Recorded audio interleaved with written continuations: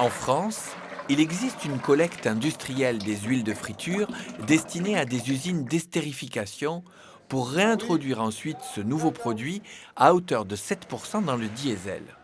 Mais la solution proposée par l'association Oléodéclic est infiniment plus simple et permet à l'huile d'être valorisée localement. Le plus de kilomètres qu'elle a fait, c'est quand elle a été produite pour être amenée chez des distributeurs d'huile alimentaire.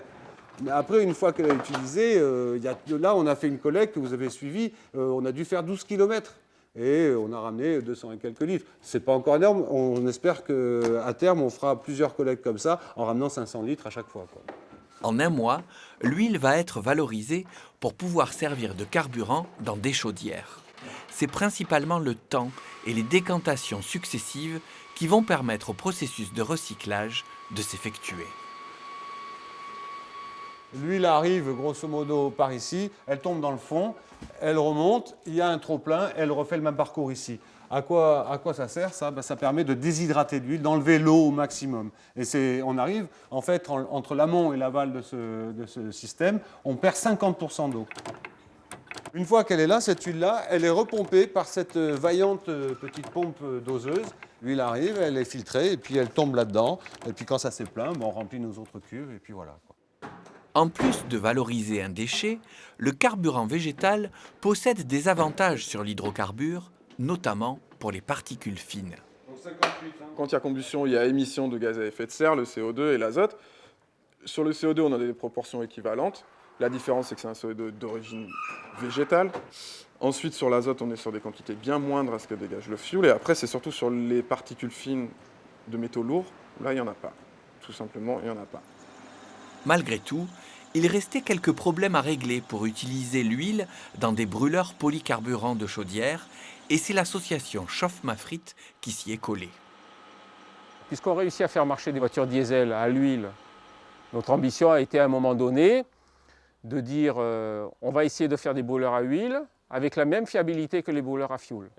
Il aura fallu 3 ans pour mettre au point un préchauffage et une pulvérisation à air comprimé fiable et sans encrassage.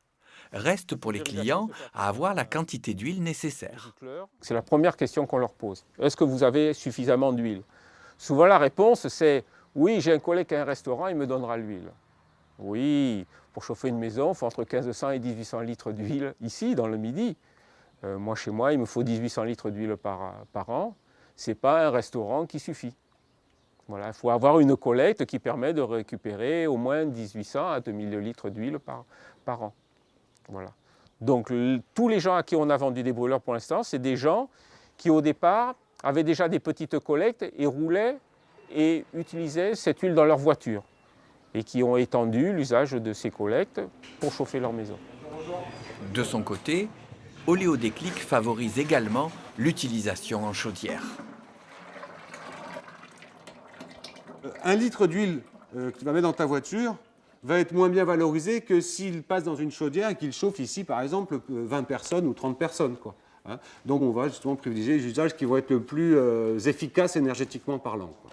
Pour développer l'activité et créer des emplois, il manque encore un cadre réglementaire adapté. Aujourd'hui, l'huile usagée de friture reste un déchet redistribué aux adhérents de l'association qui l'aident financièrement à poursuivre ses mises au point.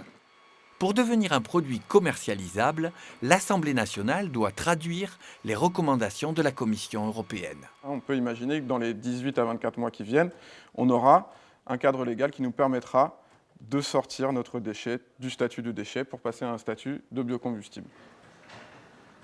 Le gisement du territoire, c'est à peu près 1 500 000 litres. Donc on n'est pas voué non plus à produire une énergie qui va remplacer une autre énergie, etc. Et tout.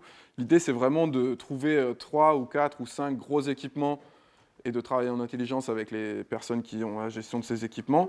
Et voilà, on aura alimenté des équipements locaux pour de la production locale, créer des emplois locaux, non délocalisables. Et la boucle sera bouclée et évacuer un déchet qui quand même embête tout le monde, faut le rappeler aussi, parce que dans les égouts, ça bouche. Un détail, des coordonnées, un commentaire? Rendez-vous sur le site de Prioritaire.